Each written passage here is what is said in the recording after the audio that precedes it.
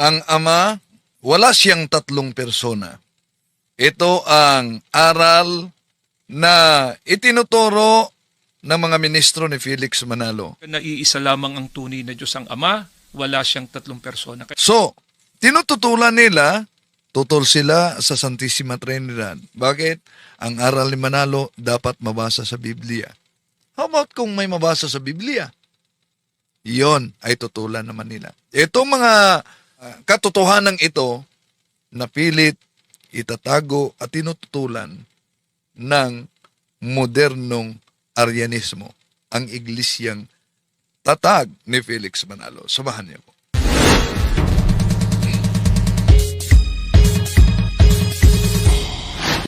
Kumusta? Welcome. Muli ito inyong lingkod, Brad Wendell Talibong, makasama ninyo sa pagkakataong ito. At sa mga suki nating taga-subaybay, huwag kalimutang pindutin ang like sa ating live at huwag ding kalimutang mag-subscribe at pindutin ang bell button para updated kayo, mag-comment at i-share ninyo. Ating tatalakayin itong pahayag sa ministro ni Felix Manalo na ang nag-iisang Diyos. Nung mabasa niya ang mga talata sa Biblia, na doon ay pinakikilala kung sino at ilan lamang ang tunay na Diyos. Kaya naghanap sila kung aling reliyon ang nagtuturo at naninindigan na iisa lang ang tunay na Diyos. Nakita nila at nabasa nila sa mga online post ng Iglesia ni Cristo, sa mga official website nito, na ang Iglesia ni Cristo ay naninindigan na iisa lamang ang tunay na Diyos ang Ama, wala siyang tatlong persona. Well, kung yun ba ang batayan para magiging tunay na dahil nanindigan na ang Diyos ay walang tatlong persona, si Kibuloy, pareho sila. Si Kibuloy, nanindigan din against sa Trinity. Ang problema lang, kaiba ang aral sa iglesia na tatag ni Felix Manalo at ang siktang tatag ni Kibuloy. Dahil kay Manalo, hindi sila naniniwala na si Kristo ay Diyos. Pero si Kibuloy naniniwala na ang ating Panginoong Jesucristo ay Diyos. Sa kay Felix Manalo, anghel si Felix Manalo. Huling sugo. Kay Kibuloy, appointed son of God, owner of the universe. Diba? Ang saya-saya sa mga aral na ito. At daming nadala nila. Ngayon, ating tatalakayin mga kapatid, totoo ba itong sinabi ng ministro ni Felix Manalo na ang nag-iisang Diyos ay walang tatlong persona? Susuriin muna natin mga kapatid. Kung totoo ba ito, batay mismo sa Biblia. Ano ba ang persona? Anong pagkaiba sa Diyos at persona? Ating tatalakayin din yan batay sa teolohiya ng simbahang Katoliko. No? Totoo naman na monotheism. May iisang Diyos sa kalikasan. Sa kalikasan, essence and nature. So, ang Diyos ay iisa sa kalikasan. Iisa ang kaniyang pagkadiyos, ang kaniyang kapangyarihan, ang kaniyang pagkawalang hanggan, at ang pagkadiyos na likas sa kaniya. So, hindi tatlong Diyos, pero may tatlong persona. Mamaya ating tatalakayin yan. So, iisang Diyos lamang. Kaya nga, malinaw kung tingnan natin ang Deuteronomio Kapitulo 4, Kapitulo 6, versikulo 4, sa Hebreo, Shema Israel, Yahweh Elohe, Yahweh Ekad. Na sa Tagalog, pakinggan mo, O Israel, si Yahweh na ating Diyos, ang tanging Yahweh. Sa ibang salin, si Yahweh ay iisang Diyos. Ganon din ang mabasa natin sa Isaias Kapitulo 45, versikulo 5, na ang sabi ni Propeta Isaias, Ako si Yahweh, ako lamang ang Diyos at wala ng iba. palalakasin kita kahit hindi mo ako nakilala. So, walang tutol, mga mahal na kapatid, na may iisang Diyos. Pero, ang tinututulan nitong iglesia ni Felix Manalo, kahit na kay Kibuloy, at iba pang mga siktang bago lang lumitaw sa mga modernong panahon, mga kapatid, na walang kaugnayan sa iglesyang tatag ng ating Panginoon Jesucristo, tutol sila na itong nag-iisang Diyos ay may tatlong persona na magkakaiba sa relasyon, hindi sa kalikasan, hindi sa essence, hindi sa nature. So, ang Diyos ay iisa sa kalikasan, ngunit tatlong persona. Mabasa ba yan sa Biblia? Yan, tatalakayin natin mga kapatid punto por punto. No? Dahil yun talaga ang tinututulan nila. So, makatulong kayo sa evangelization natin na ito kung share ninyo ang video ito sa mga kapwa Katoliko at lalo na kahit sa mga kaanib sa Iglesia ni Manalo para mabuksan ang kanilang isipan, lalo na sa mga nagtulog-tulugan sa katotohanan. Okay. So, ang Diyos, iisang Diyos. Pero may tatlong persona magkaiba sa relasyon, hindi sa kalikasan. So, ang Diyos Ama, siya ang nagpasimula. Naglalaan. Siya ang pinanggagalingan. Ang Diyos Anak, ang salitang nagkatawang tao, Juan Kapitulo 1, versikulo 1, Juan Kapitulo 1, versikulo 14. Siya ang tagapamagitan, 1 Timoteo Kapitulo 2, versikulo 5, at tagapagligtas. Ang Espiritu Santo naman ay nagbibigay buhay, gumagabay, nananahan sa mga sumasampalataya. So, ang persona ay hindi ito katumbas ng tao, mga kapatid. Ang persona ay distinct identity, yun ay tinatawag na hypostasis. Distinct identity, hypostasis. So, ibig sabihin, mga kapatid, sila'y magkaiba. Magkaiba sa pagkakilanlan, magkaiba sa tungkulin, at sa relasyon sa isa-isa. Ngunit, iisa sa likas na pagka-Diyos. So, paano magkaiba ang Ama, Anak at Espiritu Santo? Alam naman natin, sa Trinity na theology, ang Ama ay hindi ang Anak. Makita yan sa Juan Kapitulo 17:1 at ito'y ginagamit din ng mga ministro na nauna nating sinagot. No? Juan 17:1.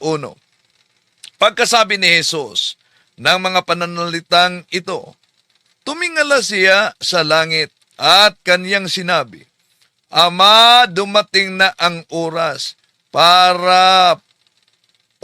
parangalan mo na ang iyong anak upang parangalan ka niya. So dito, malinaw mga kapatid na ang Ama, hindi ang anak. Ang anak, hindi rin ang Ama. At ang Espiritu, hindi rin ang anak at hindi rin ang Ama. Kaya, kung tingnan natin ang Juan Kapitulo 14, versikulo Juan 14, versikulo 16. Ito ang sabi. Dadalangin ako sa Ama upang kayo'y bigyan niya ng isa pang patnubay na magiging kasama ninyo magpakailanman. So dito, ang nagpahayag, dadalangin ako sa Ama, ang ating Panginoon Jesucristo, upang kayo'y bigyan niya ng isa pang patnubay na magiging kasama ninyo magpakailanman. So, ang magbigay, ang Ama, at ang ibigay, ang Espiritu Santo. So, ang Espiritu, hindi ang Ama. Juan Kapitulo 14, versikulo 26. Ito ang ating mabasa. Ngunit ang patnubay ang Espiritu Santo na isusugo ng Ama sa pangalan ko, ang siyang magtuturo sa inyo sa lahat ng bagay at magpapala ng lahat ng sinabi ko sa inyo. See? So, ang Espiritu, hindi ang Ama. Hindi rin ang Anak. Magkaiba sila. Ngunit, hindi magkahiwalay. Ang kanilang kalikasan ay iisang pagka-Diyos. Iisa ang Diyos sa kalikasan, tatlo ang persona sa ugnayan at sa pagkakakinlanlan. Yun ang tinatawag na hypostasis. No, mga kapatid. So, hindi tatlong Diyos, kundi iisang Diyos na may tatlong persona. Hindi iisang Diyos na papalit-palit ng anyo. Yun ang heretic na modalism. Magkaiba ang Ama, ang Anak, at ang Espiritu, ngunit iisa sa pagka-Diyos. At yung magkaiba, Ama, Anak, Espiritu, iisa, kung ang batayan nila letra por letra, ito'y mabasa natin sa 1 John chapter 5 verse 7. And there are three that gave testimony in heaven. The Father, the Word, ang salita, and the Holy Ghost, ang banal na Espiritu. And these three are one. Ano daw? And these three are one. Hindi sinabi diyan, mga kapatid, na and these three are three. Salamat po ni kapatid na Flor de Lisa Diaz. Maraming salamat, kapatid. So, napakalinaw, mga kapatid. Napansin nyo? Di ba letra por letra gusto nila? May palusot na naman sila pag mabasa yan. 1 John chapter 5 verse 7. Douay-Rheims Bible. And there are three who give testimony in heaven. The Father, the Word, and the Holy Ghost, and these three are one. Hindi sinabi, and these three are three. Sa Gideon's Translation Bible, for there are three that were recorded in heaven, the Father, and the Holy Ghost, the Father, the Word, and the Holy Ghost, and these three are one. At ito ay tinawag na Triune God. Kung sundin natin ang Bibliang The Voice na ginagamit din ng mga ministro ni Felix Manalo. Asan mabasa? San Mateo Kapitulo 28:19. Go out and make disciples in all nations, ceremonially. Wash them through baptism in the name of the Triune God, Father, Son, and Holy Spirit. Baka sabihin nila, ang mabasa diyan, Mr. Talibong, Triune God. Hindi naman mabasa diyan ang salitang Trinity. Wala sa Biblia ang Trinity. Totoo kaya? Na-research kaya nila na wala sa Biblia? Di ba ginamit nila ang Amplified Bible? Anong mabasa sa Revelation chapter 7 verse 10? Salvation belongs to our God who is seated on the throne. And the Lamb, our salvation, is the Trinity to give unto God the Trinity we owe our deliverance. Nako, kung dito lang, mga kapatid, sa letra por letra nila na doktrina na nabasa natin ang Trinity, kung balikan natin si Mr. Arnel Tumanan, sabi niya, dito pa lang. Wala na, tapos na ang boxing. Pakinggan natin muli. mga Nung mabasa niya ang mga sandali, talata sa Biblia, ito. na doon ay Mapatutunayan daw ba talagang si Kristo ay tao? Batay sa Biblia? Opo. Juan 8:40. Ito po ay pangungusap mismo ng Panginoong Heso Kristo. Ito po. Ngunit, ngayoy pinagpipilitan ninyong patayin ako na isang taong nagsasalita sa inyo ng katotohanang narinig ko sa Diyos. Siguro naman, kumbaga, sa kasabihan nga nila, tapos na boxing dapat dito So tapos na ang boxing dapat umano diyan. Pero wala namang mabasa diyan na dahil inamin ng ating Panginoon Kristo siyang tao, hindi siya Diyos. Pero sa pagtutol nila sa Trinity na ang kanilang argumento walang mabasa sa Biblia ang Trinity. Pero sa Biblia ang ginagamit nila at madalas nilang gamitin, Amplified Bible, Revelation chapter 7 verse 10. Amplified Bible. Salvation belongs to our God who is seated on the throne. And the Lamb, our salvation, is the Trinity to give unto God the Trinity we owe our deliverance. Ito na talata, mga kapatid, ang masasabi natin tulad sa sinabi ni Mr. Arnel Tumanan, sa boxing pa lang, tapos na. Bakit? Ang kanilang paliwanag, hindi totoo ang Trinity dahil di mabasa sa Biblia. Ngayon, nabasa na. Ano naman ang kanilang palusot? Ito ang siguradong tapos ang boxing sa mali nila na aral. Ngayon, ano po ba ang pagkakaiba sa persona at ang pagkakaiba sa Diyos? Dapat ating talakayin ito sa batay sa theology, mga kapatid.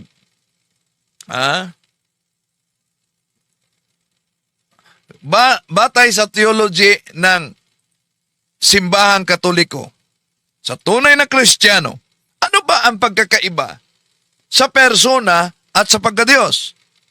Tandaan natin, mga kapatid, ang pagkakaiba sa persona at sa Diyos ayon mismo sa teolohiyang Katoliko, lalo na sa mga naniwala sa Holy Trinity. At gagamit tayo ng madaling halimbawa, mga kapatid, para madaling unawain. Ano ang Diyos? Ang Diyos ay tumutukoy ito sa iisang Diyos, of course. Shema Israel, Yahweh Elohim, Yahweh Echad. Makinig ka, Israel. Si Yahweh ay nag-iisang Diyos. Walang tutol tayo. Monotheism, iisang Diyos. So, yung iisang Diyos ay may iisang sa kanyang kalikasan o pagka-Diyos, yung divine nature. Ang Diyos ay isang being, isang kalikasan, isang pagka-Diyos, isang essence, isang nature. Iisa lamang. Wala nang iba. Wala tayong tutol diyan. Kaya ang ating Panginoon Jesucristo, hindi ibang Diyos sa Ama. Ang Espiritu Santo, hindi ibang Diyos, kundi iisa. Kaya nga, nabasa natin, and these three are one. Hindi sinabi, and these three are three. So, iisang kalooban sa likas na pagka-Diyos. Parang ganito, mga kapatid. Sa ating pagkatao, sa pagkatao, human nature. Ang human nature ay iisa. May katawan, may kaluluwa. Lahat na tao, parehong human nature. Diba? Pero iba-iba ang persona natin. Ikaw, hindi ako. Ako, hindi ikaw. Ngunit, sa pagkatao, human nature, tayo'y iisa. Ano naman ang persona? Ang persona ay tumutukoy ito sa kung sino. Ibig sabihin, ito'y identity. Ito ang nagdala ng kalikasang iyon, mga kapatid. Ang persona ay identity. Ito ang nagpapahayag ng sarili. So, sa doktrina sa Trinidad, ang Ama ay Diyos. Ang Anak ay Diyos. Ang Espiritu Santo ay Diyos. Tatlo ba ang Diyos? Unang Juan 5:7 na binasa natin, and these three are one. Pero ang Ama ay persona. Ang Anak ay persona. Ang Espiritu Santo ay persona. Tatlong persona, pero iisa ang Diyos. Dahil iisa ang pagka-Diyos na kanilang taglay. Oh. Yun ang di naunawaan ni Felix Manalo noong nagbasa-basa siya sa Biblia, mga kapatid. Kaya nagdeklara siya kanyang sarili na anghel siya. No. So, simpleng halimbawa para maunawaan, mga kapatid. Isipin natin yung isang nature. Isang nature, ha? Pero, tatlong persona. Isipin natin, ito'y halimbawa, ha? Hindi naman perfecto, pero makatulong ito. Halimbawa, ang apoy. Ang apoy ay iisang nature, iisang essence. Pero ang apoy, meron siyang init, meron siyang liwanag, meron siyang enerhiya. Pero maaring iba't iba ang pinagmulan sa apoy. Pwedeng galing siya sa kandila. May apoy sa kandila. Pwedeng apoy sa sulo. Pwedeng apoy sa kalan. So iba-iba ang pinagmulan sa apoy. Pero iisa lang ang kanilang nature na merong init, liwanag, enerhiya. Magkaiba ang pinagmulan. So, parang persona. Magkaiba ang persona, pero isang nature ang pagka-Diyos. Magkaiba ang pinagmulan sa apoy na binigay nating halimbawa, pwedeng sa kandila, pwedeng sa sulo, pwedeng sa kalan, pero iisa ang kanyang nature, apoy. Dagdagan natin ng analogy. Ang tao, ito, isang nature. Ang tao, halimbawa, may isip, may salita, may hininga. Di ba? Sinong totoo yan? Nasa taong buhay, may isip siya, may salita siya, may hininga siya. Magkaiba ang mode of existence. Pero iisang buhay na nagmumula sa isang duyan ng pagkatao, mga kapatid. So, bakit mahalaga ang pagkakaibang ito? Bakit mahalaga ang pagkakaiba? Kung Diyos si Jesus, Diyos din ang Ama, Diyos ang Espiritu Santo. Kapag sinabi sa Biblia, may iisang Diyos, tumutukoy sa iisang kalikasan yan, mga kapatid. Ulitin ko, Kaya nga, letra por letra ang pagbasa sa mga ministro, di talaga nila naunawaan ang misteryong teolohiya sa Holy Trinity. Dahil ang simbahan katoliko ang may karapatang magpaliwanag diyan dahil ang simbahan katoliko ay siya ang haligi at suhay ng katotohanan, unang Timoteo Kapitulo 5, versikulo 15. So, pag binanggit sa Biblia, may iisang Diyos, tumutukoy yan sa iisang kalikasan. Ang Ama, iisang Diyos. Tumutukoy siya sa persona ng Ama. Si Kristo ay tao. Tumutukoy siya sa kalikasang kinuha niya. Ang salita ay Diyos. Yan. Tumutukoy yan sa kalikasan ng anak. Nakasama na noon sa Ama. Juan Kapitulo 1, versikulo 1. Juan Kapitulo 1, versikulo 14. Naging tao. Kaya maaring tama ang lahat ng ito, mga kapatid, at hindi ito nagkakasalungatan. Walang contradiction. May iisang Diyos, ibig sabihin, nature.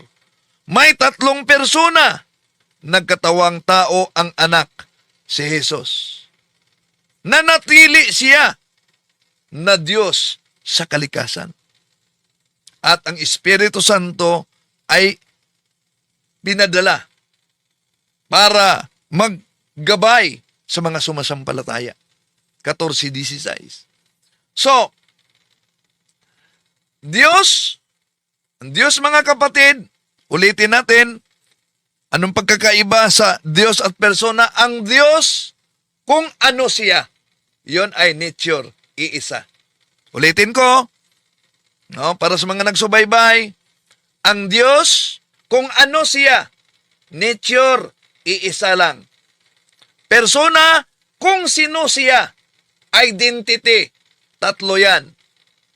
At yung tatlo, Ama, Anak, and Espiritu Santo, at nabasa natin na yung Ama, Anak, at Espiritu Santo, anong sabi sa 1 John chapter 5 verse 7?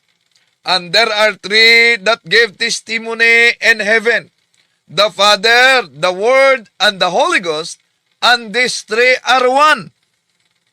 Ano daw? And these three are one. Hindi sinabing and these three are three. Ang ginamit natin na salin sa Biblia, yung Biblia na palaging ginagamit ng mga ministro sa kanilang pangangaral, mga kapatid. Oh. Yon mismo ang ginagamit natin. Oh. Ngayon, okay, salamat sa mga nagkomento. Pwede ninyo ilagay kung saan kayo base ngayon, no, para laman natin kung saan napaabot itong ating diskusyon. Okay, tuloy natin. 'Di ba? Ang batayan, letra por letra dapat mabasa. O kung mapansin nila, kahit itong salin na Biblia, ito ginagamit nila dahil bawat doktrina may katumbas na salin sa Biblia. Ngayon, balikan natin. Unang 1:5-7. And there are three who gave testimony in heaven, the Father, the Word, and the Holy Ghost, and these three are one. Napakalinaw, and these three are one. At itong these three are one, kung gamitin natin ang salin na Biblia na ginagamit din ng mga ministro sa kanilang pangangaral, yung the voice, di nila masabi na hindi mabasa.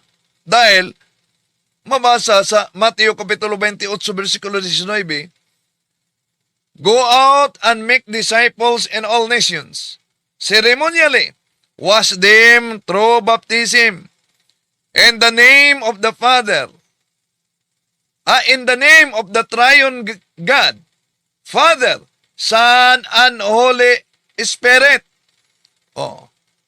So, merong Triune God. Ano yung Triune God? Trinity. Pero sa isa pang Bible na salin na ginagamit nila. Kaya di totoo yung mga aral nila na ang Trinity di mabasa sa Biblia dahil kahit sa salin na ating pinakita ngayon, itong mga salin na ito ginagamit nila. Pero ang punto, iniwasan nila at hindi nila ipinaalam. Ito ang katotohanang itinago nila. Revelation, balikan natin, 17. And in a loud voice, they cried out, saying, Salvation belongs to our God who is seated on the throne, and the Lamb. Our salvation is the Trinity. To give unto God the Trinity, we owe our deliverance. Kaya kung ibalik natin ang pahayag ni Arnel Tumanan, mga kapatid, na ministro ni Felix Manalo, ano nangyari? Tapos na daw. Tapos na ang boxing. Mga salin sa Biblia yan na ginagamit nila. So, kung ibalik natin sa kanila, Wala na. Tapos na ang boxing, mga kapatid. Okay, ngayon, isa-isahin natin ang kanilang argumento sa pagtutol nila na si Kristo ay, balikan natin ha, si Kristo ay tao, hindi Diyos. Kaya, kung maraming na paniwala nila, at pwede ninyong i-forward ito sa mga kilala ninyong kaanib sa INC, baka sakali na makatulong ito para mabuksan ang kanilang isipan, mga kapatid. Dahil ano ang batayan ng mga ministro? Na ang ating Panginoon Jesucristo ay tao sa likas na kalagayan, hindi kapantay ng Diyos. Dahil may iisang Diyos para sa kanila, kung si Kristo ay Diyos, dalawa ng Diyos, ibig sabihin, magiging ibang Diyos si Kristo sa Ama. Hindi siya iisang Diyos. Ang batayan ng ministro na ang ating Panginoon Jesucristo ay hindi Diyos dahil dito. Mapatutunayan daw ba talagang si Kristo ay tao? Batay sa Biblia? Opo. Juan 8:40. Ito po ay pangungusap mismo ng Panginoong Hesukristo. Ito po.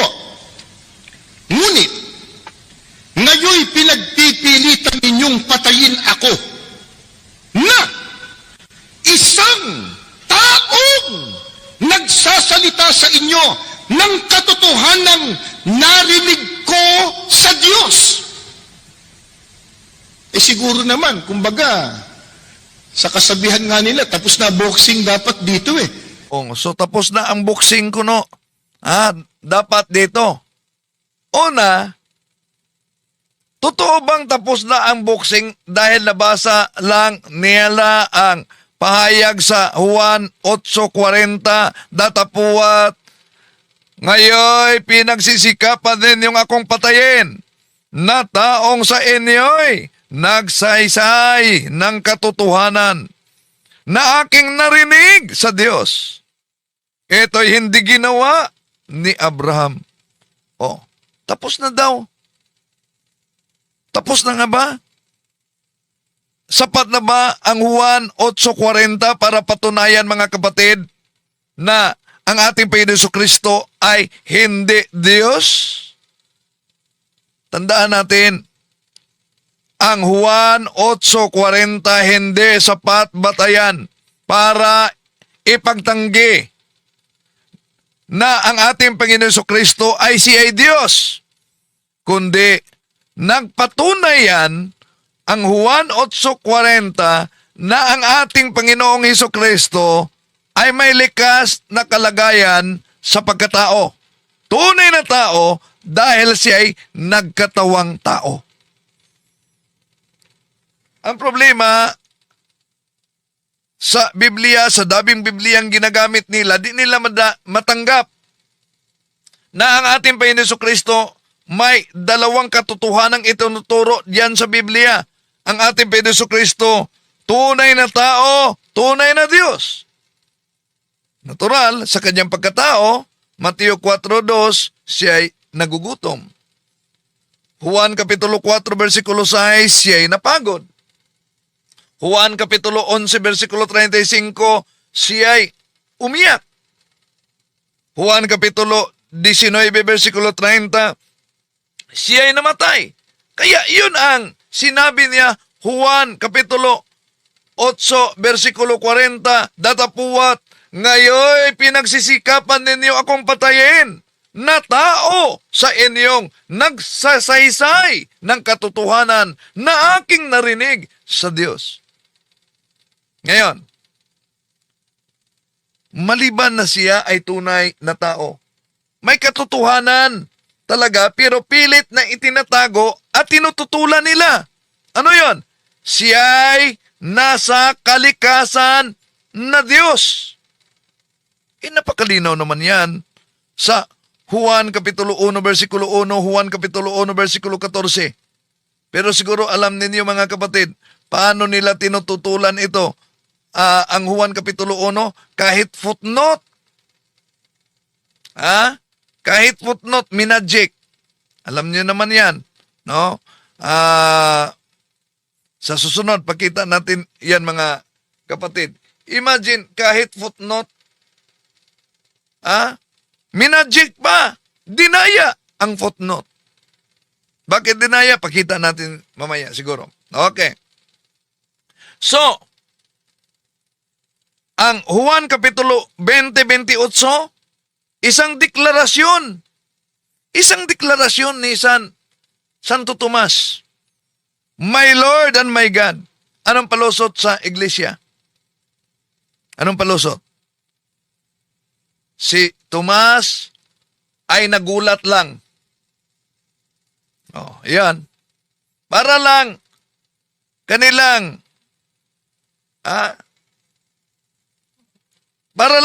tutulan ang nakasulat. Hindi totoo ang Juan Kapitulo. Maniwala ba kayo? So, meron tayong katanungan pala dyan, no? Mga kapatid, ang tanong diyan, maniniwala ba kayo sa sabi ng ministro, ang nag-iisang Diyos, walang tatlong persona? Yes or no? 12% yes, 88% no. So maraming salamat sa salin ninyo sa question and answer diyan. Okay. So, natalakay na natin ito, Juan Kapitulo 20-28, nagulat si Tomas sa kanyang pahayag daw, Panginoon ko at Diyos ko. Pero ano itong Pilipos 2:6? Siya ay nasaan yung Diyos? Nagulat pa ba yan? Kolosas Kapitulo 2, versikulo 9, sa kaniya nananahan ang kapuspusan sa pagka-Diyos. O, nagulat pa ba yan? So kung tutuusin natin mga kapatid, ang salita, ang logos, ang verbo ay nagkatawang tao. Siya ay Diyos sa kalikasan. Ngunit, nagkatawang tao, yon ang tinatawag na incarnation. Ulitin ko, ang isang halimbawa, kung maalala ninyo, si dating Pangulong Rodrigo Duterte doon sa nangyaring digmaan doon sa Marawi, nakita niyo? Nakasuot siya ng uniforme ng sundalo. Anong punto dito? Kung ang presidente ba nagsuot ng uniforme na nagbihis ng bihis sundalo, ang tanong, hindi na ba siya presidente dahil nakabihis siya ng bihis sundalo? Hindi. Presidente pa rin siya. Hindi maaaring hindi siya presidente dahil nakabihis siya sundalo. Presidente siya noon, nakabihis siya sundalo upang gampanan niya ang kaniyang tungkulin. Ganon din ang ating Panginoon Jesucristo. Diyos na nagbihis tao upang iligtas tayo. Ngayon, sa ginagamit nila na talata, mga kapatid, isa sa mga paborito nila, yung Oseas Kapitulo 11, versikulo 9. Ating sinagot na yan, no? Dahil sinagot natin yan sa mga nauna na uploaded video, nandiyan na.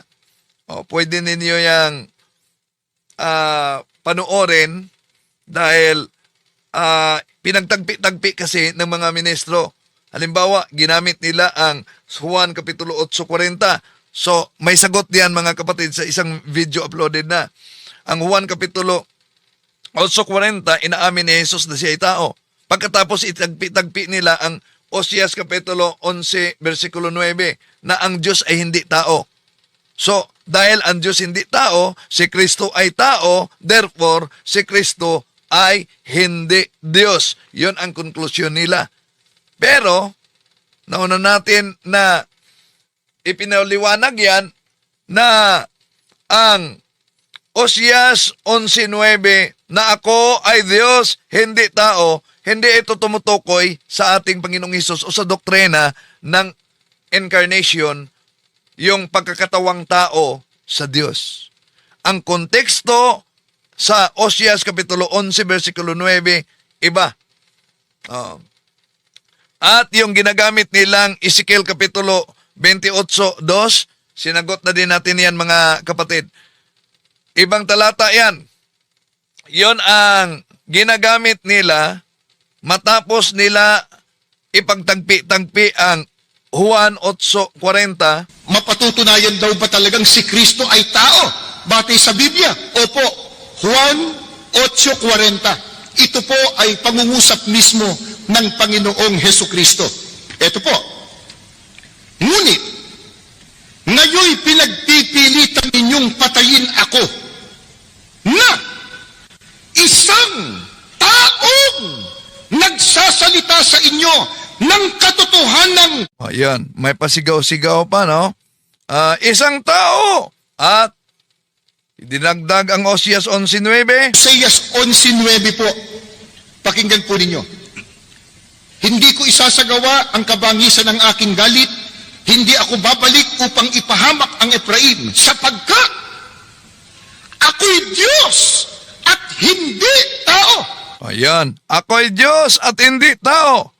At idagdag din nila ang Ezekiel 28:2. Basahin po natin dito sa Ezekiel 28. Ang talata po ay 2. Ganito po ang itinuturo ng banal na kasulatan. Ito po, anak ng tao, sabihin mo sa prinsipe na sa Tiro, ganitong sabi ng Panginoong Diyos, sapagkat ang iyong puso ay nagmataas at iyong sinabi, ako'y Diyos. Ako'y nauupo sa upuan ng Diyos sa gitna ng mga dagat. Gayunman, ikaw ay tao at hindi Diyos. Ayan, ang pinagtagpi-tagpi nila mga kapatid, ikaw ay tao at hindi Diyos. Kaya kung sagutin natin ito, mapansin ninyo yung iba nagkukomento sa comment section, nagagalit. Huwag kayong magalit. Pakinggan nyo. Nasa inyo tanggapin nyo ang ating paliwanag o hindi. Dahil ating ituwid lang ang mali na unawa. Huwag kayong maging brainwash dahil ayon sa ministro ni Felix Manalo, ang brainwash. Alam niyo, madaling makilala yung brainwash eh.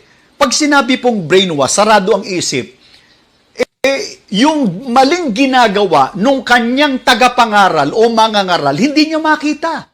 Yon ang brainwash. Yung mali ang ginagawa o mano sa kanyang mga ngaral, hindi niya makita.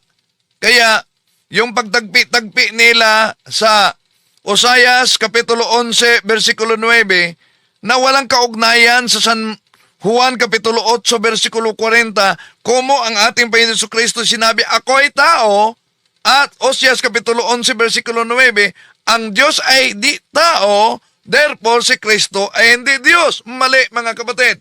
Dahil si Kristo hindi tao na naging Diyos. Ulitin ko. Si Kristo hindi tao na naging Diyos. Siya ay Diyos na nagkatawang tao. Yon ang hypostatic union. Ang kanyang pagka-Diyos, hindi ang kanyang pagkatao. Ang kanyang pagkatao, hindi ang kanyang pagka-Diyos. Kundi ang kanyang pagka-Diyos at ang kanyang pagkatao ay isang banal na persona ni Jesus. Tulad na ang katawan ay hindi ang kaluluwa. Ang kaluluwa ay hindi ang katawan. Ngunit ang katawan at kaluluwa ay isang buhay na tao. Yan. Ang layo sa pinagtagpi-tagpi nila, Oseas 11:9. Pagkatapos dinagdag nilang Ezekiel 28:2.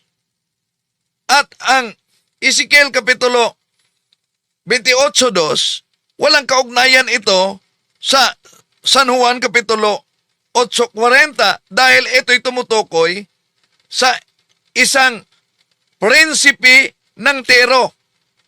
Yung pinuno na nagmamataas at nag-aangkin na siya ay Diyos. So ang layo. Yan ang kanilang pinagtagpi-tagpi, mga kapatid. No? Ang pinagtagpi-tagpi nila na basta lang patunayan, si Kristo ay hindi Diyos. Bakit? Malinaw yan, Contemporary English Bible. Anong mabasa sa Contemporary English Bible? Ito ang mabasa, ito ginagamit din nila, Contemporary English Bible. Unang Timoteo Kapitulo 2, versikulo 5.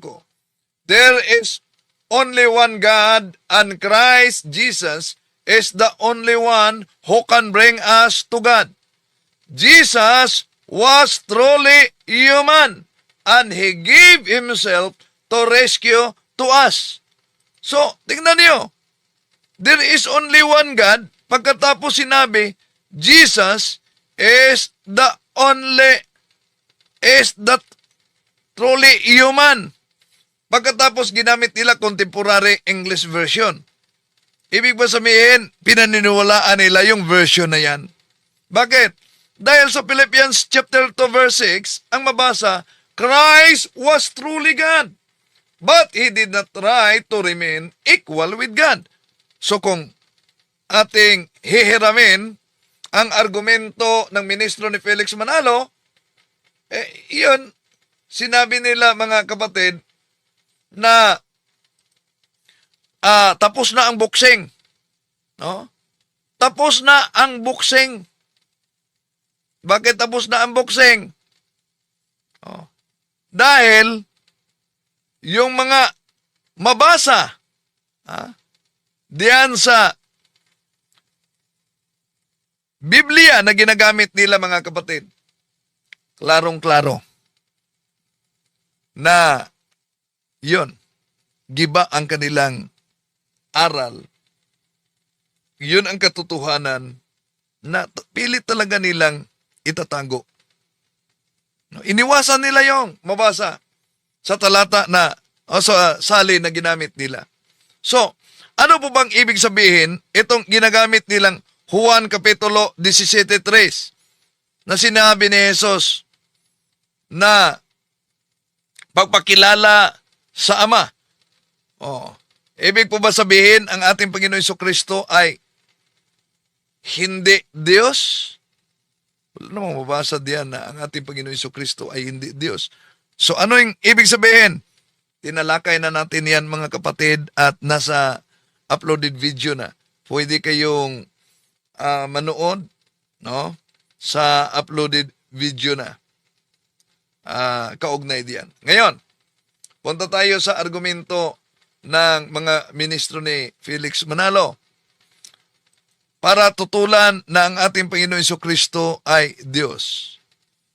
Sa anong paraan natutulan nila na ang ating Panginoong Jesucristo ay Diyos? Alam nyo ba? Ginagamit din nila ang banal na kasulatan. Ginagamit din nila ang banal na kasulatan. Ano? Eto mga kapatid, pakinggan ninyo. Isang tanong pa kapatid na Arnel, paano ninyo patutunayan na si Kristo ay tao at hindi kapantay ng Diyos? Ang nagtanong po si Leonardo Ruco ng Hasmin Street, Batasan Hills, Quezon City. Itong katanungang ito kapatid na Arnel, na paano natin patutunayan na si Kristo ay tao at hindi kapantay ng Diyos. Ang pagkilala po ng Iglesia ni Kristo, mga mahal po naming mga panauhin, ay batay po sa itinuturo ng Biblia kung ano ang tunay na kalagayan ng ating Panginoon Jesucristo. At ang ating Panginoon Jesucristo ayon po sa itinuturo ng Biblia, siya po ay anak ng Diyos. Una, ang argumento ng mga ministro ni Felix Manalo mga kapatid, basta anak ng Diyos, hindi Diyos anak. Mali. Wala tayong totoo na ang ating Panginoon Jesucristo ay anak ng Diyos.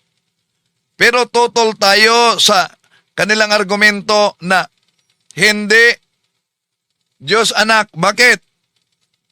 Napakalinaw naman sa Biblia na ginagamit nila mga kapatid. Alam nyo ba? Sa Biblia ang ginagamit nila, Napakalinaw. Ito, pakita natin ang Biblia na ginagamit nila, Ito. So, iyon ang Biblia na ginagamit ng mga ministro. Ang salita ng buhay. Ba't pinakita natin yan? Dahil ang kanilang aral, walang mabasa na Diyos anak daw. Pero, sa ginagamit nilang Biblia, ito ang mabasa sa Juan Kapitulo 1, versikulo 18. Wala pang nakakita sa Diyos, Ama, kahit kailan. Subalit, ipinakilala siya sa atin ng Diyos anak. Napakalinaw mga kapatid. Ipinakilala siya sa atin ng Diyos anak. No? Kaya naalala kong paliwanag tuloy sa isang kaanib ng Iglesia ni Cristo kaugnay dito, yung si Jafina. Sa atin ng Diyos anak. O say? O, pinakilala ng Diyos anak. Hindi mabasa. Ano yung pinakilala ng Diyos anak? Ade, syempre, Diyos Ama. Diyos Ama, kasi anak siya eh. Di po ba critical thinking lang po, brother, ha? Pwede mo po akong sagutin. Kahit na hindi ako magaling sa Bible, sasagutin kita. So kahit di daw umano siya magaling sa Bible, sasagutin niya ako.